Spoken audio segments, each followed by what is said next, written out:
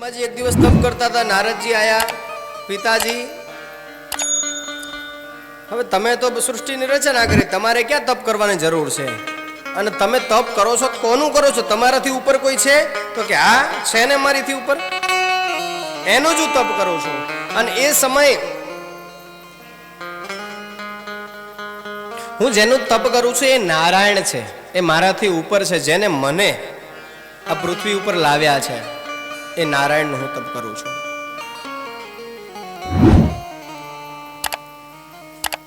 નારદજી નીકળી ગયા. રસ્તામાં જોવે છે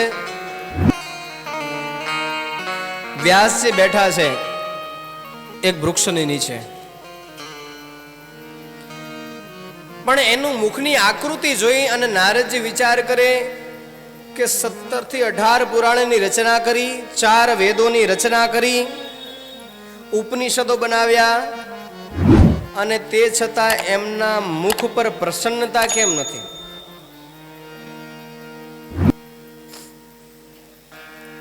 નારદજી વ્યાસજી પાસે આવ્યા. વ્યાસજીને પૂછ્યું તમે કેમ અપ્રસન્ન દેખાવ છો?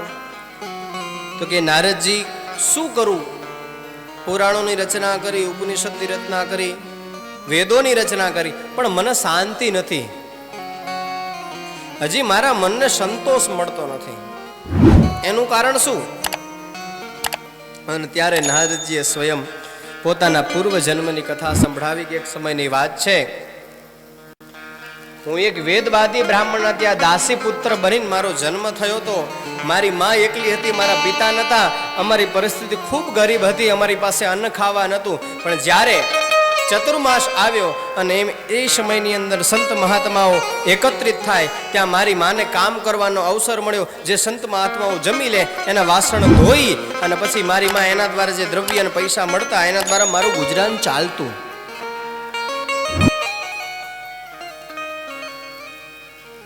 ભૂખ લાગતી પણ જમવાનું મળતું નહીં, તરસ લાગી તો પાણી મળતું નહીં. પણ ચતુર્માસની અંદર જે સંત મહાત્માઓ આવતા, એ મહાત્માઓ સ્વયં જ્યારે ભોજન કરીને ઊભા થાય, એની થાળીમાં એઠું વધેલું હોય એ હું ભોજન કરતો, મારી માને હું બેસીને એ જમતા. ક્યારેક ક્યારેક એ સંત મહાત્માઓ પોતાની સભા બોલાવતા, સત્સંગ કરતા, ત્યારે ક્યારેક ક્યારેક દૂર બેઠા બેઠા હું એ સાંભળતો. હું નાનો હતો, મને ખબર ના પડે કઈ શું કે છે, મને સમજાય નહીં, પણ મને મજા આવતી, આનંદ આવતો એમાં. મને એ સાંભળવું ગમતું મને. પણ એ સંત મહાત્માનો પ્રસાદ ગ્રહણ કરતો, અને પ્રસાદ ગ્રહણ કરતો એટલે પ્રસાદના ફળ રૂપે મારા મનનું પરિવર્તન થતું, અને મારા મનમાં વિચાર આવે કે હું પણ ભગવાનનું ભજન કરું. મને એ સંત મહાત્માનું જે પણ પ્રવચન આપતા, જે સત્સંગ કરતા, એ સાંભળવું મને ગમતો, પણ હું એમને કઈ પૂછી શકતો નહીં. એક દિવસ સંત મહાત્માએ મને પોતાની પાસે બોલાવ્યો, બેટા તને સમજાય છે, સાંભળવું ગમે છે? મેં કહ્યું હા મને ગમે છે. તને સમજાય છે? તો કે ના મને સમજાતું નથી. મને સરળ ભાષામાં પોતાની પાસે બેસાડી અને મને સંભળાવતા, અને સાંભળતો મને સરળ ભાષામાં, તો એ મને આનંદ આવતો. ચતુર્માસ પૂરો થયો, સંત મહાત્માઓ ચાલ્યા જતા હતા, અને મેં સંત મહાત્માને પૂછ્યું કે મને તમારી સાથે લઈ જશો? ત્યારે મહાત્મા કહે છે કે તારી માં છે, તું એનું ધ્યાન રાખ, એની સેવા કરી, એ પણ પુણ્યનું કામ છે, ત્યાં પણ ભગવાન વસેલો છે, તારે અમારી સાથે આવવાની જરૂર નથી. એક તરફ શોક હતો, એક તરફ સુખ હતું, ને એક તરફ દુઃખ હતું. સુખ એટલા માટે હતું કે હું મારી મા પાસે રહું છું. દુઃખ એ વાતનું હતું કે હું એ સંત મહાત્મા સાથે જઈ શકતો નથી.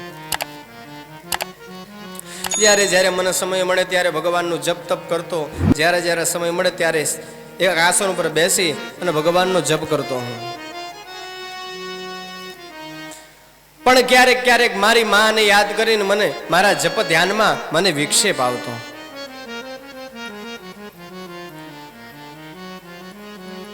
અને એ વિક્ષેપ આવતો એટલે મારું ધ્યાન તૂટી જતું. શું કરું? મારી માં છે, એને છોડી શકતો નથી, અને એને સાથે રાખી પણ શકતો નથી. સાથે રાખું તો ભગવાનનું ભજન નથી થતું, ના રાખું તો હું દોષી ગણાવું છું, કારણ કે હું મારી માને સાચવતો નથી. એક સમય આવ્યો કે હું મારી માને જંગલમાં રાત્રિનો સમય હતો, વરસાદ પડી રહ્યો હતો અને મારી માને સાપ ડંખી ગયો, સાપ કરડ્યો અને મારી માનો દેહ છૂટી ગયો. એક તરફ આંખમાં આંસુ હતા, રુદન હતું અને એક તરફ આનંદ હતો. મને દુઃખ એ વાતનું હતું કે મારી માં મરી ગઈ છે આજે, અને મને સુખ એ વાતનું હતું કે હું હવે શાંતિથી ભગવાનનું ભજન કરી શકીશ. દુઃખ ને સુખ બંને મારી સાથે હતા. પણ થોડો સમય વ્યતીત થયો, ભગવાનનું ભજનની શરૂઆત કરી અને મને મારી માનું દુઃખ મને મટી ગયું. ભજન કરતા કરતા સમય વ્યતીત થયો. આકાશમાંથી એક સમય જ્યારે મારા હૃદયમાં એક છબી મને ક્યાંક દેખાડી, છબી દેખાડીને મારી આંખ એ છબીમાંથી એકદમ સામે આવી ગઈ. મારી આંખ ખુલી અને છબી પાછી ખોવાઈ ગઈ અને હું રુદન કરવા લાગ્યો, ભગવાન તમે મારી સાથે આવું કેમ કરો છો? ત્યારે આકાશમાંથી આકાશવાણીથી, બેટા તું ચિંતા ના કરીશ, તારે આ જન્મમાં મને પામવાનું નથી, આવતા જન્મમાં હું તને પામી લઈશ.